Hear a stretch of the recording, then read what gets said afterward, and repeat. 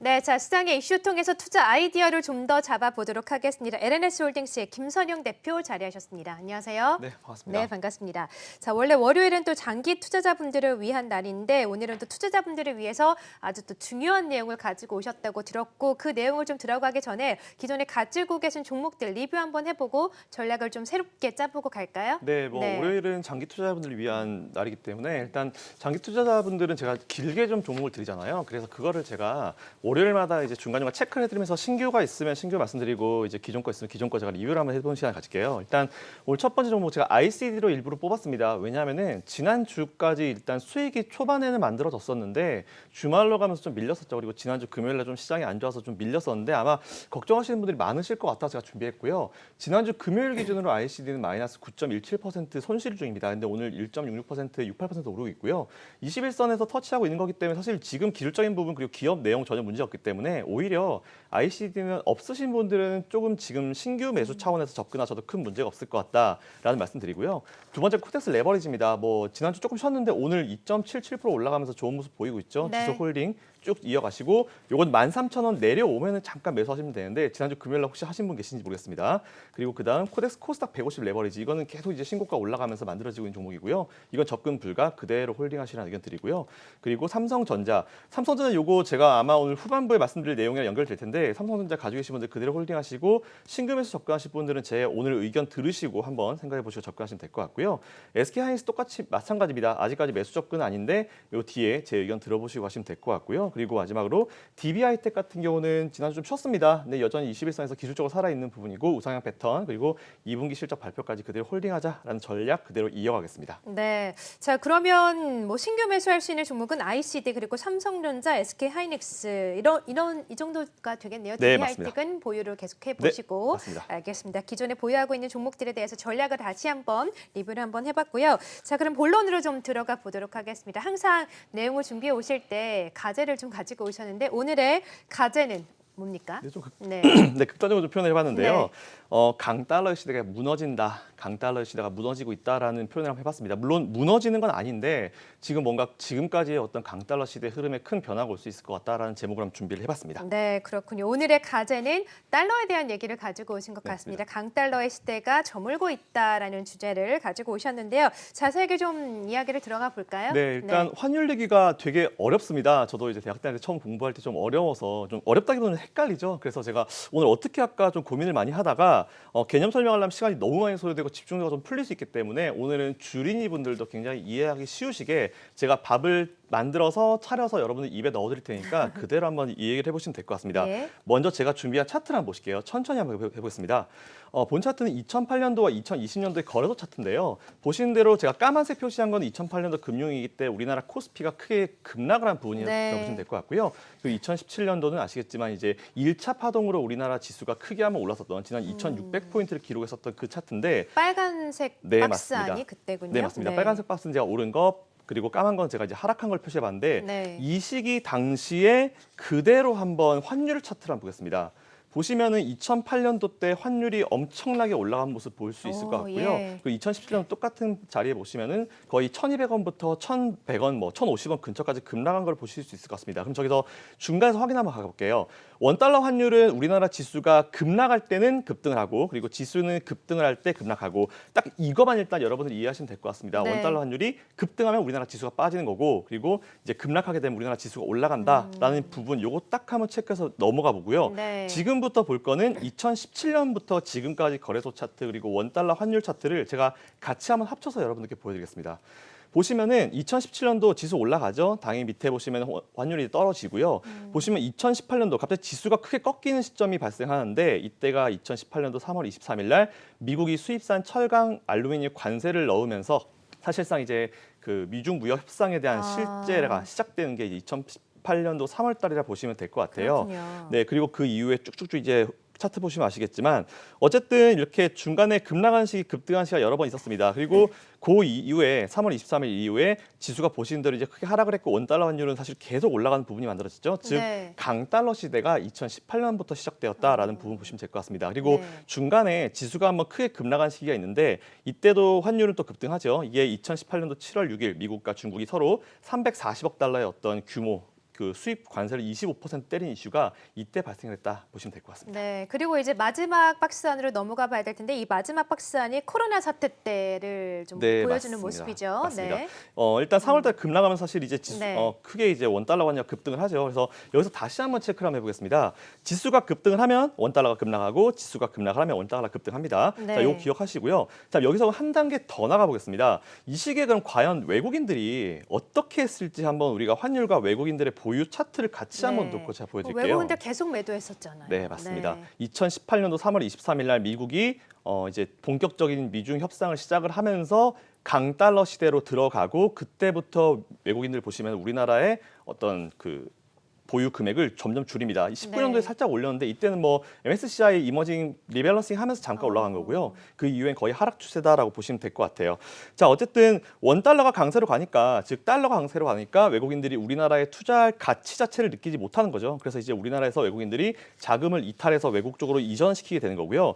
여기다가 이제 트럼프가 계속 이제 아메리칸 퍼스트 하면서 미중 무역 협상으로 가면서 이제 달러가 전 세계 최고의 안전 자산으로 이제 올라갔기 때문에 가치가 계속 올라가게 됩니다. 이에 따라서 강달러 시대가 이어졌고요.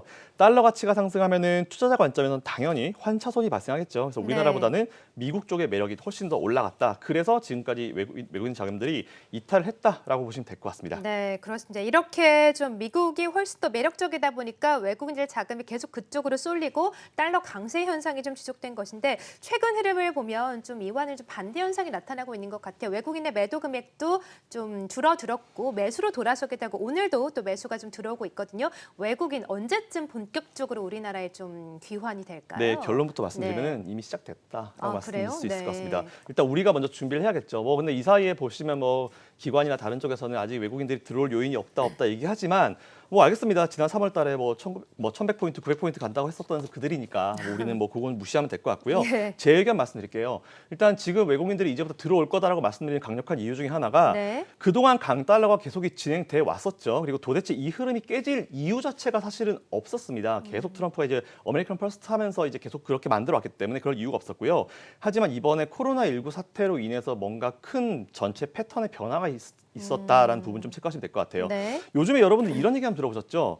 우리나라가 지금까지 선진국이라고 생각했었던 미국이나 유럽 국가들이 생각보다 선진국의 어떤 느낌이 안 난다라는 네. 생각 좀 많이 들어보셨을 거예요. 코로나 대응을 잘 못하고 있기 네, 때문인 것 맞습니다. 같아요. 의료 체계 네. 엉망진창이고 의료 체계가 엉망진창이면서 국가의 어떤 시스템 자체가 셧다운되는 경우가 굉장히 많았기 때문에 네. 그 예전에 이제 월드컵 때 이제 박지성 위원이 이제 독일전을 앞두고 이제 독일 경기를 미리 보면서 네. 이 정도면 뭐 우리나라가 비벼볼 만하다라는 이런 느낌을 좀 가졌을 텐데 딱 네. 그 느낌이라 보시면 될 것 같아요. 그래요. 그동안 이제 초강대국이라 생각했었던 미국이나 유럽 부분이 의료 재난 사태 때문에 이게 대응이 엉망진창이고 국가 자체가 셧다운되고 금융시장 자체가 셧다운되는 상황이 발생했기 때문에 어쨌든 사실 제가 미국과 유럽의 이런 문화를 모르는 건 아닙니다. 하지만 유럽이 수백 년 전에 흑사병 사태가 있었음에도 불구하고 그때 마스크가 어떤 큰 사망률을 줄여줬음에도 불구하고 그런 기억이 있음에도 불구하고 이랬다는 거는 뭐 그들의 어떤 그 문화 차이가 아니고 그들의 역사에 대한 이해 부족이다라고 생각하면 될 것 같고요. 어쨌든 이런 상황이 발생하면서 미국은 수천조 원에 따른 엄청난 유동성을 공급을 하게 됩니다. 네. 엄청나게 돈을 공급하게 되고요.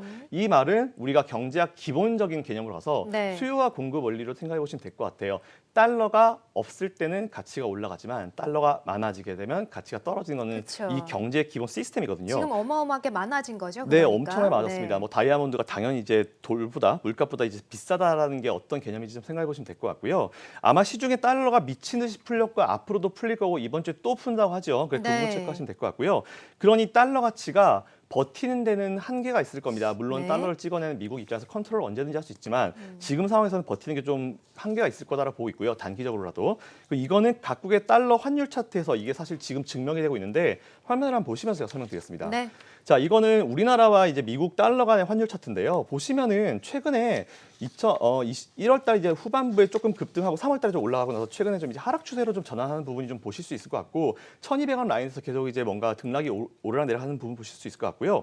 두 번째는 이제 위안입니다. 위안 보시면은 1.7 위안 사이를 뚫지 못하고 있죠. 뭔가 위점, 고점에서 계속 부딪히는 흐름이 좀 만들어지고 있는 거고 흐름 자체가 뭔가 강세 흐름에서 좀 젖혀지는 느낌이 좀 최근에 강하다라는 부분이고요. 네. 그다음 싱가포르 달러입니다. 싱가포르 달러 같은 경우도 우리나라와 마찬가지로 급등했지만 아예 이제 하락 추세로 전환되는 부분이 뭔가 이제 달러와 비교했을 때 흐름 자체가 뭔가 좀 바뀌고 있다는 부분이고요. 마지막으로 이건 유로화인데요. 유로화는 좀 차트가 반대죠. 이게 어떤 느낌이냐면은 이제 몇 분의 몇에서 이제 반대의 느낌이고 사실 유로화 같은 경우도 급격히 차트는 올라갔지만 사실상 이제 이제 달러와 이제 유로화를 봤을 때는 급격히 추세가 전환되었다라는 부분 여러분 체크하실 수 있을 것 같아요. 네. 이처럼 아시아 각국 화폐와 달러 화폐 사이에서 최근에 뭔가 큰 흐름 변화 자체가 만들어지고 있다는 부분 여러분들이 포인트를 좀 잡아보시면 될 것 같고요. 네. 쉽게 얘기하면은 기축 통화로서의 달러 가치가 뭐 급락했다, 뭐 날라갔다 이게 아니고 살짝 스크래치가 났다라는 부분 좀 체크하시면 될 것 같습니다. 여기에 최근에 정말 이제 큰 이슈가 발생을 했는데 네. 잘 아시죠, 여러분들 어떤 건지. 네, 그렇군요. 위안화 거래가 발생했죠. 네, 최근에 그렇군요. 이제 그 영국의 BP, 이제 브리티시 페트롤리움이 이제 중국에 원유 300만 배럴을 위안화를 받고 이번에 거래하는 정말 대형 사건이 발생을 했습니다. 처음인 거죠, 위안화 거래가. 네, 맞습니다. 네. 사실 저는 이거 발생했을 때 정말 놀랐는데 아. 지금까지 원유는 잘 아시겠지만 달러로만 사실은 그쵸? 거래가 되어 네. 왔습니다. 이거는 역사적으로 잠깐 설명드리면은 석유 최대 수출 지역인 아랍 쪽에 이제 과거 사우디와 이란, 그 미국이 되게 친했었는데 미국은 그쪽에 이제 군사력을 주고 이제 미국에서는 달러로 이제 니들 원유를 계속 할 수 있게 해달라. 네. 그러니까 그게 지금부터 쭉 이어져 오고 아무 상관없는 저기 북해산 브렌트라고 있는 영국까지 이제 달러로 이제 계속 통용을 해왔었는데 네. 사실 이제 그렇습니다. 이런 부분이 좀 만들어졌었고요. 이건 영국이 아예 대놓고 미국한테 반기를 든 거다. 사실 그들 별로 사이가 좋지 않잖아요. 그쵸? 미국과 영국은. 네. 네, 그런 부분이라 보시면 될 것 같고요. 어쨌든 과거의 패권 국가와 현재의 패권 국가 두 국가 사이에서 뭔가 이제 신경전이 좀 벌어지고 있다라고 보셔도 될 것 같습니다. 네. 그렇다면은 달러가 약세가 되는 경우를 우리가 미리 좀 생각을 하고 들어가야 될 것 같습니다. 달러화 대비 원화 가치 상승 그 지금까지 이제 빠져나간 외국인 자금 자체는 한국 주식에 대해서 매력을 느끼지 못했기 때문에 빠져나간 건데요.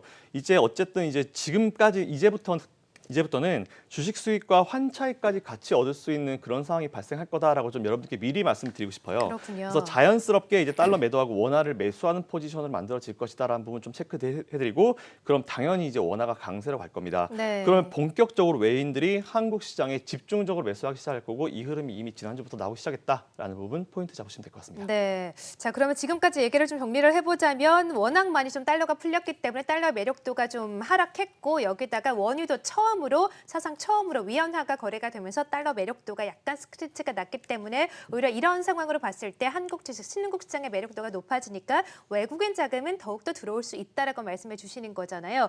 그러면 외국인 자금이 들어온다고 했을 때 우리는 투자자분들은 어떻게 투자 전략을 짜면 좋겠습니까? 네, 뭐 제가 지금까지 네. 드린 의견 그대로고요. 입장 바꿔 생각해 보겠습니다. 여러분들 미국 주식 매수하실 때 어떤 기업 매수하시겠습니까? 당연히 네. 뺑하시겠죠. 그쵸. 당연히 뺑하시겠죠. 네. 미국인들이 우리나라 보고 어떤 주식 매수하겠습니까? 당연히 아이스톱? 맞습니다. 네. 삼성전자, SK하이닉스. 삼성전자 일단 우리나라 기관도 마찬가지예요. 삼성전자 일단 사놓고 봅니다. 똑같이 마찬가지입니다. 외국인들도 삼성전자 일단 사놓고 볼 거기 때문에 이 점 참고하시면 될 것 같고요. 일단 시총 상위 포트는 그들이 아무 생각 없이 포트에 넣고 가기 때문에 항상 이거는 여러분들 이 패턴 여러분들 기억하시면 될 것 같고 그러면 본격적인 IT 대형주들의 상승이 시작될 겁니다. 이들이 이끌어주게 되면 우리나라 코스피 지수 2200포인트에서 머무르는 것에 대해서 좀 더 강력한 흐름이 나올 수 있을 거다라고 보고 있고요. 또 이번에 코로나19로 위상이 높아진 우리나라 바이오 제약 기업들, 특히 실적 잘 내는 기업들, 임상이 이제 들어가고 있죠. 그런 기업들. 제가 항상 말씀드린 대로 시총 상위에 있는 IT 투톱 그리고 바이오 트로이카 종목 항상 기억하시라는 말씀 드리면 될 것 같고요. 이렇게 또 얘기하면 또 많은 어떤 기관에서 또 반기를 들 겁니다. 알겠습니다. 뭐 예전에 1100포인트, 900포인트 얘기했으니까 네. 누가 맞는지 이번에 한번 지켜보시면 될 것 같고 어쨌든 전 여러분들께 오늘도 좀 정확한 팩트를 말씀드리니까 우리 개인 투자자들 이번에는 좀 그들보다 먼저 선점해서 포트를 만들어 놓고 미리 기다릴 수 있는 자세가 좀 필요할 것 같습니다. 이상입니다. 네, 알겠습니다. 항상 개인의 편에 서주시는 김성렬 대표님이신 것 같아요. 오늘도 좋은 말씀해 주셨는데요. 달러의 시대가 좀 저물고 있는 가운데 또 신흥국의 매력이 부과되고 있기 때문에 IT 투톱, SK하이닉스, 삼성전자 매력을 좀 가져가 보자라고 하시면서 K바이오의 위상도 높아지고 있으니까 제약바이오 업종에도 관심을 가져보자라고 하셨네요. 자, 지금까지 김선영 대표와 함께 이야기 들어봤습니다. 고맙습니다. 감사합니다.